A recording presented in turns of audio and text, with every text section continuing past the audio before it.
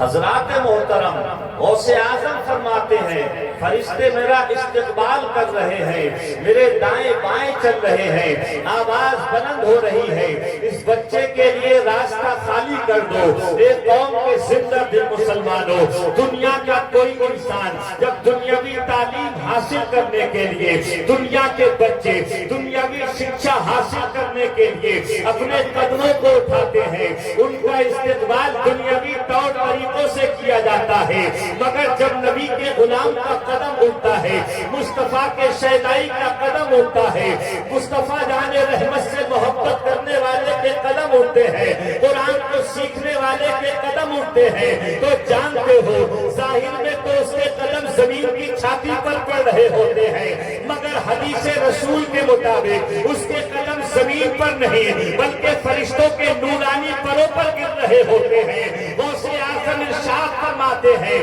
میں قدموں کو بڑھاتا چلا جاتا ہوں، بستی کے مقدم میں پہنچتا ہوں تو آواز بلند ہو رہی ہے کہ اس بچے کے بیٹھنے کا انتظام کرو، اس بچے کے لیے جگہ کشادہ کرو۔ کسی نے معلوم کیا آخرکار یہ بچہ کون ہے، یہ نور نظر کون ہے، یہ چھوٹی سی عمر میں قرآن کو سینے سے لگانے والا لال کون ہے، تو آواز بلند ہوتی ہے، جواب ملتا ہے یہ کوئی عام بچہ نہیں ہے، یہ کوئی عام شخصیت نہیں ہے، بلکہ اس بچے کا مقام بہت بلند ہے، اس بچے کی شان بہت اونچی ہے، اس کا نام عبد القادر جیلانی ہے، اور جب یہ جوانی کی دہلیز پر کھڑا ہوگا بغداد کی سرزمین پر ولیوں کی ایک محفل سجی ہوگی، اقطاب و ابدال بیٹھے ہوں گے، مفسرین بیٹھے ہوں گے، مفکرین جلوہ گر ہوں گے، اللہ کے بندوں کی نیک جماعت تشریف فرما ہوگی، اور یہی قوم اور شہزادہ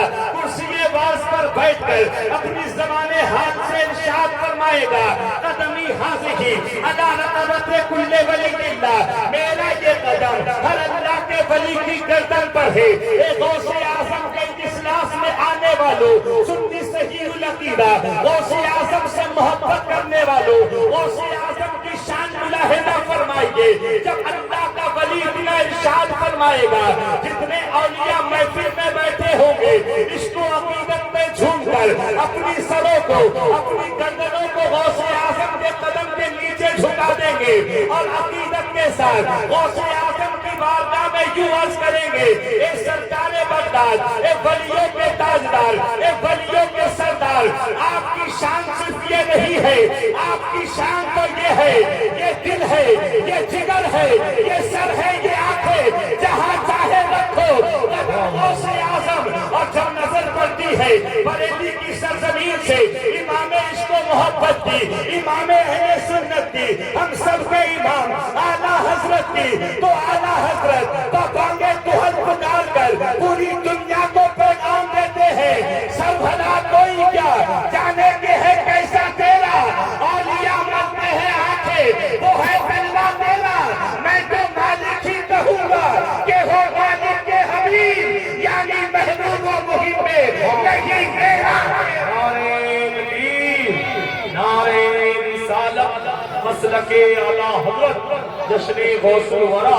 علماء اہل سنت، زندہ باد زندہ باد۔ قوم کے زندہ دل مسلمانوں، بچپنے میں غوث اعظم نے قرآن کو سینے سے لگا کر بچوں کو بتا دیا، جوانوں کو پیغام دے دیا، بزرگی کی دہلیز پر کھڑے ہو کر زندگی گزارنے والوں کو یہ بتا دیا اگر غوث سے سچی محبت کرتے ہو، ولیوں کے امام سے سچی عقیدت ہے، تو تمہیں قرآن سے دور ہونے کی ضرورت نہیں ہے، تمہیں طریق مصطفیٰ سے دور رہنے کی ضرورت نہیں ہے، تمہیں نبی کی تعلیم سے دور رہ کر زندگی گزارنے کی ضرورت نہیں ہے، بلکہ جس غوث کی محفل میں آئے ہو اسی غوث اعظم سے منسلک ایک مدرسہ اسی بستی کے اندر، جس مدرسے کو مدرسہ قادریہ رضویہ کے نام سے جانا جاتا ہے، غوث اعظم سے بھی جڑا ہوا ہے، اعلیٰ حضرت کی ذات سے بھی جڑا ہوا ہے۔ غوث اعظم نے قرآن کو سینے سے لگا کر نبی کے کلمہ پڑھنے والوں کو، مصطفیٰ سے محبت کرنے والوں کو یہ بتا دیا ہے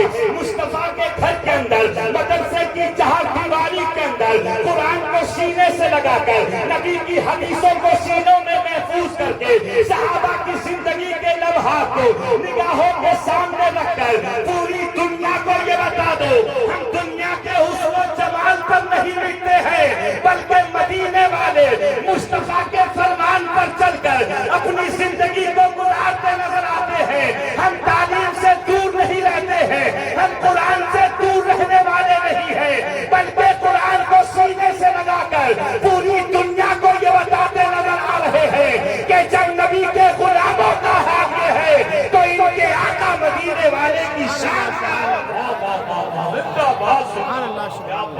قوم کے زندہ دل مسلمانوں، آج ہمارا حال کیا ہے؟ یہ بڑے پیمانے پر جلسے میں شریک تو ہو رہے ہیں مگر عمل ہمارے اندر کسی چیز کا نہیں ہے۔ جلسے جلوس میں حاضر ہو رہے ہیں، ایک کان سے سنا دوسرے کان سے نکال دیا۔ قوم کے زندہ دل مسلمانوں، بڑے پیمانے پر نظر و نیاز کا انتظام، یہ جلسے جلوس چلانے کا مقصد یہ ہے اللہ کے اولیاء کرام کی ذات سے منسلک جو باتیں ہمیں بتائی جائیں، نبی کی تعلیم کا جو پیغام ہم کو دیا جائے، ہم اس پر عمل کرنے کی کوشش کریں، ہم اس پر عمل پیدا ہونے کی کوشش کریں، اپنی نگاہوں کے سامنے اس مصطفیٰ کی زندگی کو رکھ کر ان کے نقش قدم پر چلنے کی کوشش کریں۔ یقین جانیے وہ مصطفیٰ کے صحابہ کرام تھے جو نبی کی تعلیم کو سینوں سے رکھ کر سینوں سے لگا کر رکھتے تھے، مصطفیٰ کے فرمان پر عمل کرتے تھے، جس راستے سے گزر جایا کرتے تھے لوگ ان کو دیکھ کر کلمہ پڑھ لیا کرتے تھے،